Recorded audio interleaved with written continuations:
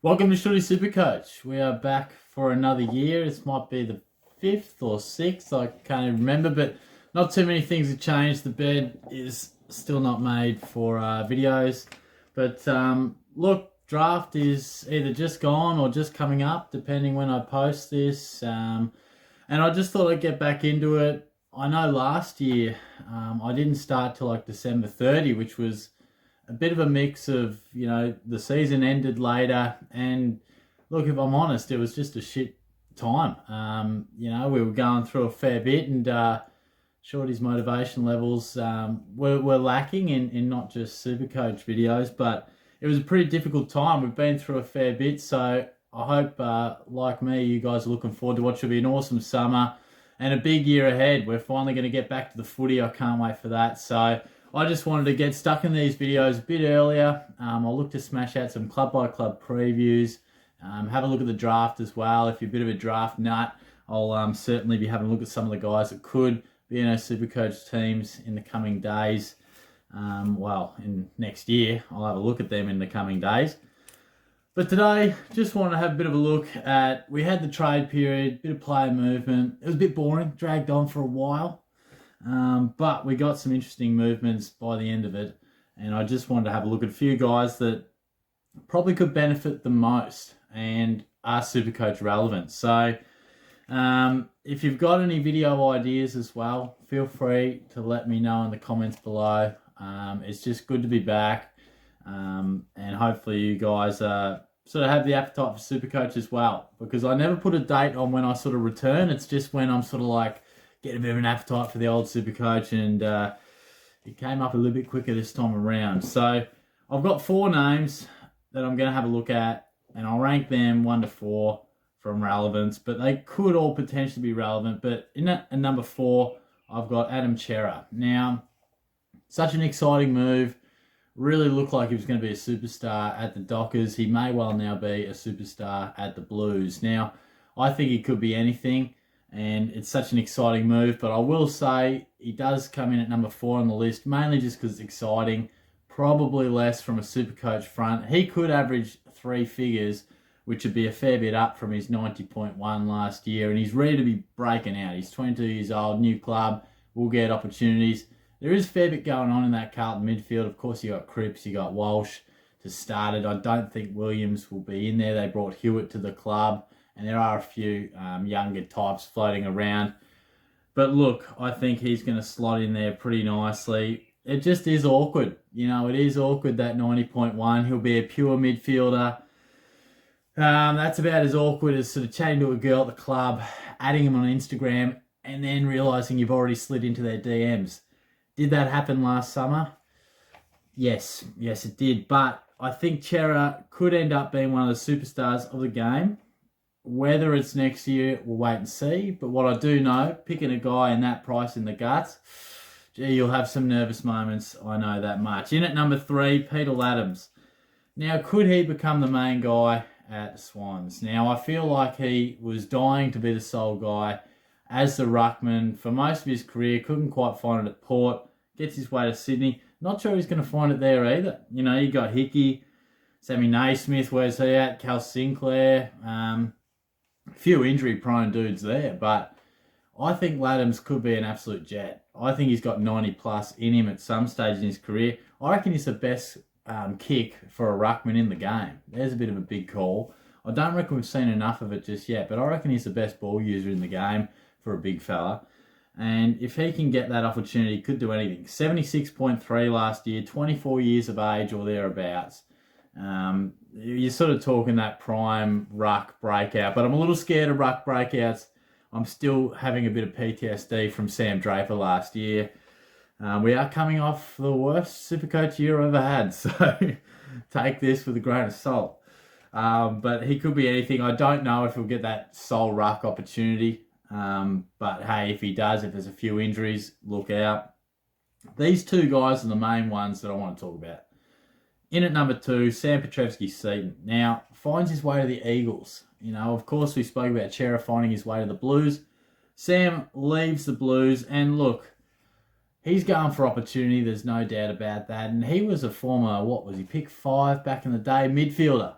He's a midfielder, dominates the VFL.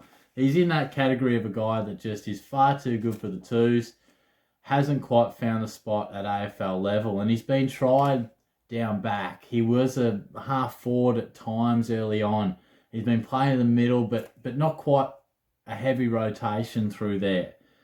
63.2. He's just about to turn 24, thereabouts when the ball bounces anyway. 93 games.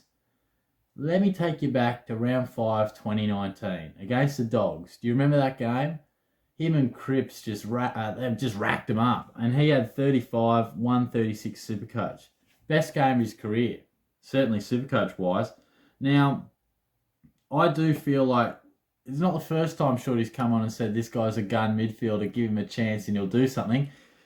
Paddy Dow vibes, but I do feel like you're going to West Coast, who's a pretty old midfield. Just off the top of my head, you got Yo, you got Shuey, Gaff's more on the wing. I feel like there's more in there that I would have missed, but you know, they are an aging midfield. You know, a few guys that had some injuries through there. I just feel like he, with a good pre-season, could bang that door down. 63.2, again, he's going to be a pure mid. He's going to be awkward, not quite as much as the Instagram DM, but he is going to be fairly awkward. So you're going to have to get a bit of courage, strap on a set of pills for this one, but I do feel like we could see that average go beyond 80. And that's probably not going to be enough to pick him, but I definitely see those numbers going right up. I look forward to him getting some good opportunity as a pure mid, which should happen, surely.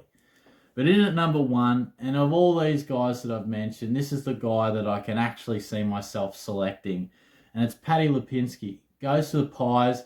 Again, a lot of these guys move clubs because they're searching for opportunity in their careers. At the Dogs, didn't find it. You know, was just a bit part player. Again, like Petrowicz Seaton, found himself in a range of positions, wing, half forward, pinch hitting here and there. But again, in the reserves, was just dominant. Now, he's Petrowicz Seaton, you know, sort of guy that's maybe you're in and under, ball winner, not sure on his skills, etc. Where Lipinski is a bit different. He's the class. He's a guy who's just a nice ball user.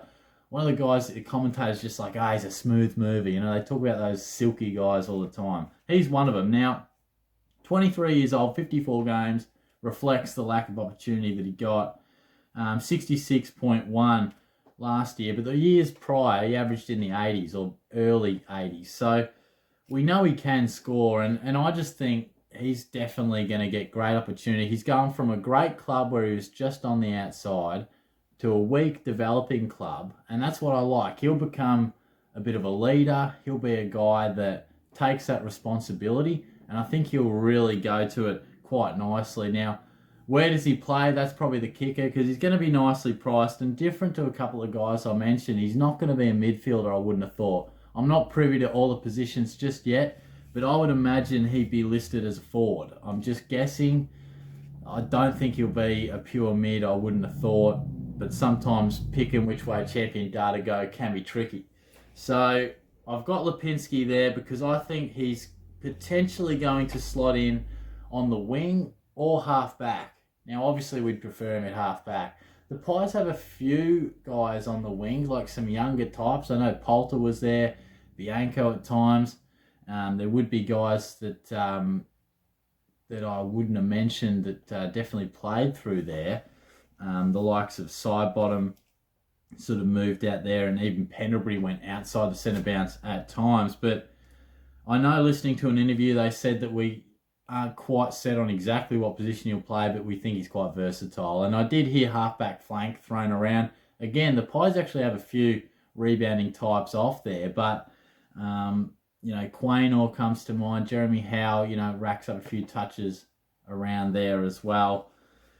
But I think that he's definitely going to be in a positive position to score. So watch this space. I think it's going to be very interesting, and he's a guy that I'm really looking forward to seeing pull on the new colours and see where he lines up. Jordan Dawson was a name I jotted down, but then I kind of thought, well, he averaged 100 anyway, so he's going to go to the Crows and do some nice things, but you know, it's not like he's going to take his game to the next level kind of thing, because he already did that. So that is a wrap. They are some of the guys that I reckon could explode in quotation marks, but certainly get a good benefit from their changing clubs. And I reckon there's one or two that we could seriously consider for our sides at this early stage. So got some draft wrap coming up. I'm looking forward to that over 2 nights, Wednesday, Thursday. We're going to have a bit of club by club sort of stuff going on, and then I'll just kind of wing it from there. But going to try and punch out the club by club relatively quickly. Sometimes, you know, in other years it can kind of drag on, but I really want to smash that out well before Christmas, and we'll just see how we go. But I hope you guys are well. If you're back for this first video, I appreciate it, and hopefully I'll see you guys all soon as our appetite for Supercoach grows over the coming months. But I'll be in touch. I'll talk to you soon. Cheers.